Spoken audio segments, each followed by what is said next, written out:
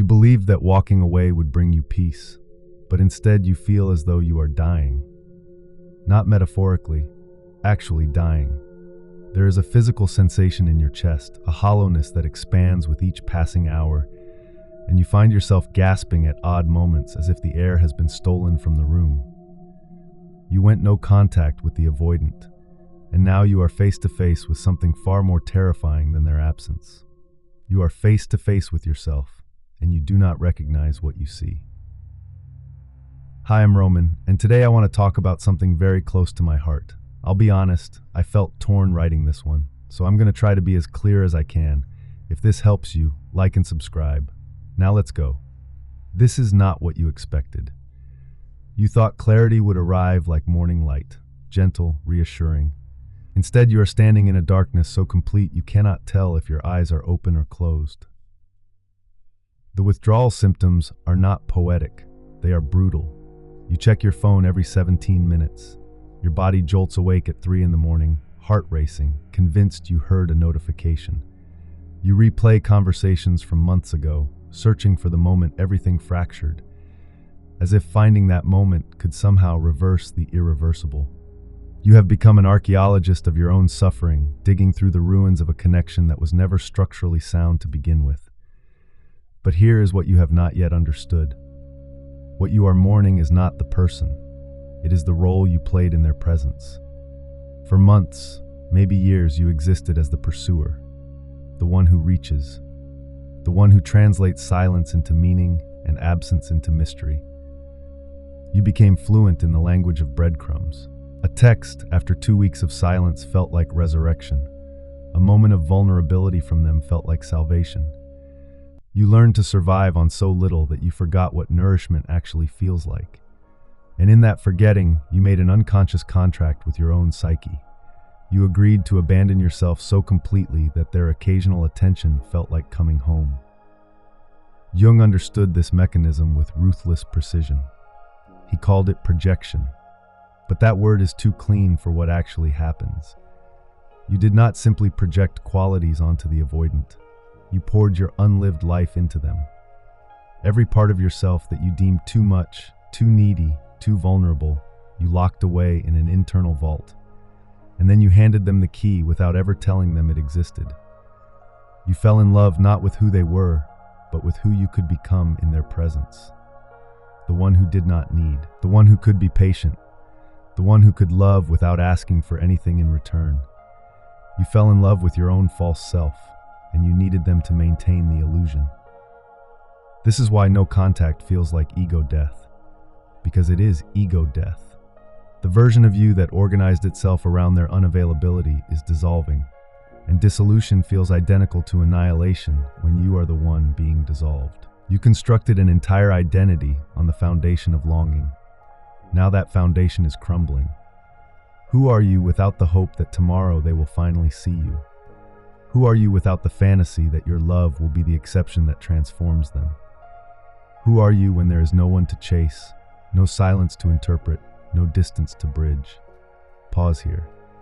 I always ask the same question to my subscribers, because this is the muscle you need to exercise. Putting words on feelings you felt only intuitively is the whole Jungian process. So before we go further, do you recognize this? Does this live in your body somewhere? Let me know in the comments. Now let's keep going, because this is where it gets important. The anxious-avoidant dynamic is not a relationship. It is a psychological entrapment, a folie à deux, a shared madness, where both people agree, unconsciously, to never truly meet. The anxious one chases to avoid facing their own emptiness. The avoidant one runs to avoid facing their own need. And together, they create a perpetual motion machine powered by mutual terror. You were not in love with them. You were possessed by an archetype, the eternal image of the beloved who exists just beyond reach. Jung called this Anima or Animus possession, the confusion of an inner figure with an external person. The avoidant became the carrier of your own disowned capacity for independence, for self-containment, for mystery, and you became the carrier of their disowned capacity for need, for vulnerability, for connection. But possession always demands a price, and the price you paid was your own soul. Every time you swallowed your needs to avoid triggering their withdrawal, you betrayed yourself. Every time you convinced yourself that their inability to show up was actually depth, you betrayed yourself. Every time you translated their silence into a test you needed to pass, you betrayed yourself. You became complicit in your own abandonment, and you called it love. Now, in the aftermath of no contact, the parts of you that you sacrificed are returning, and they are not returning quietly. The rage arrives first. Volcanic and disorienting, you are furious at them, for their cowardice, for their emotional unavailability, for the way they consumed your devotion and gave back only glimpses. But beneath that fury is a deeper rage, one that is harder to face. You are furious at yourself, for staying so long, for accepting so little, for mistaking starvation for spiritual practice. This rage is not a problem to be solved. It is information. It is the part of you that never stopped knowing the truth, finally finding its voice. Then comes the grief, and it is oceanic. You grieve not just the relationship, but every moment you chose them over yourself. You grieve the version of you who believed love required self-erasure. You grieve the time you will never get back, the energy you poured into a vessel with a hole in the bottom. And beneath that grief is the most terrifying question of all. Who am I without this longing? Because the longing has been your companion for so long that its absence feels like amputation. You organized your days around it. You made decisions based on it. You knew yourself through it, and now it is gone, and you are standing in a void that has no familiar landmarks. This void is where the transformation begins. Jung spoke of enantiodromia, the principle that everything in the psyche eventually transforms into its opposite when taken to an extreme. The pursuer who pursues to the point of exhaustion becomes still. The one who gave endlessly becomes unavailable. The one who needed their presence to feel whole discovers that their absence creates space for something entirely new to emerge. This is not a strategy. This is not manipulation designed to make them return. This is the psyche's self-correcting mechanism, the soul's refusal to continue participating in its own destruction. And here's the paradox that will either liberate you or destroy you.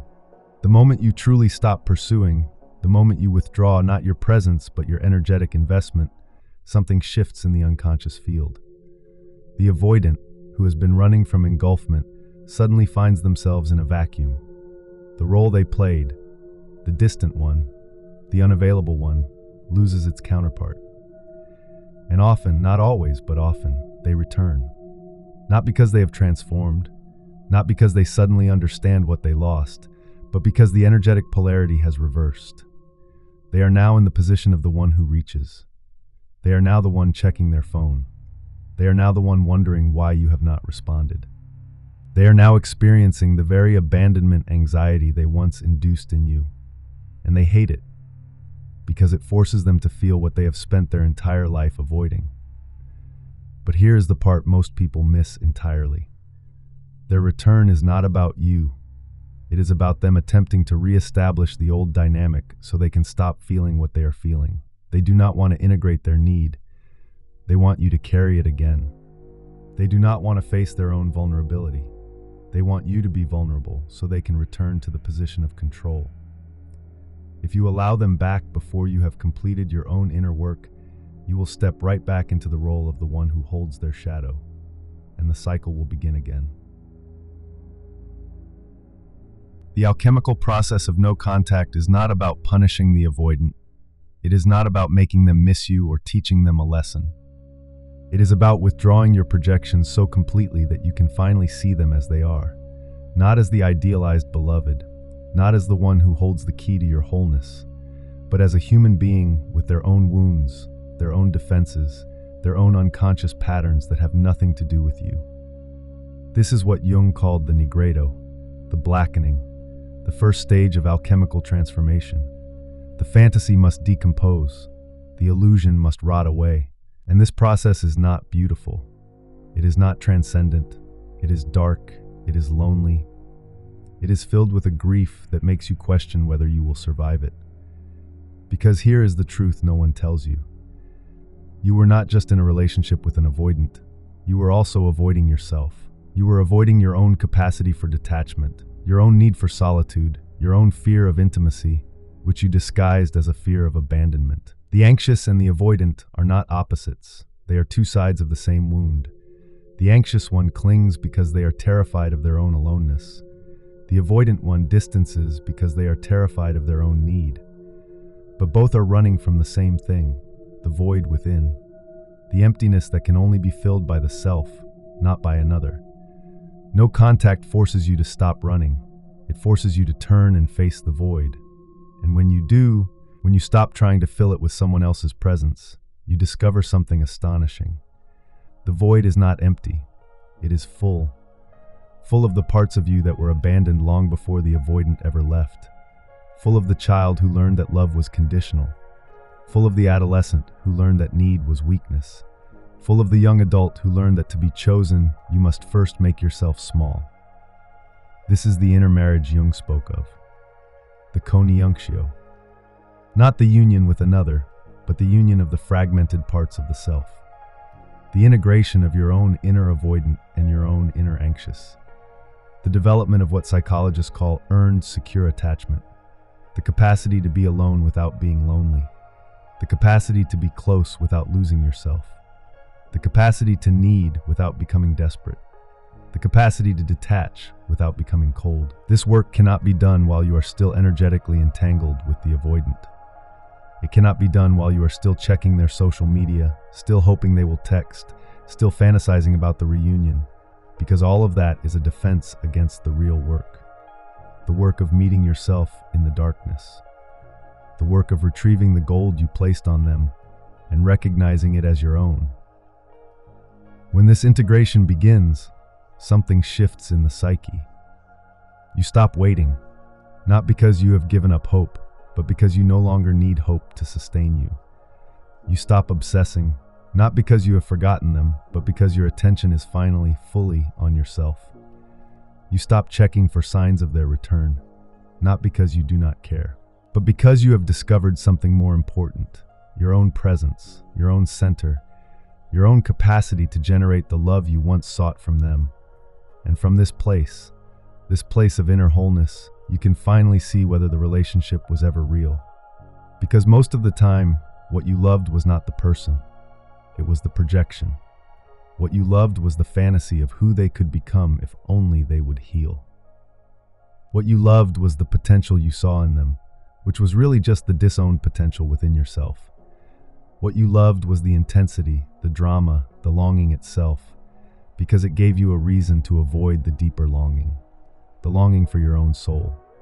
This is why, when the avoidant returns, if you have done the work, you feel something unexpected. Not excitement, not relief, but a strange, quiet clarity.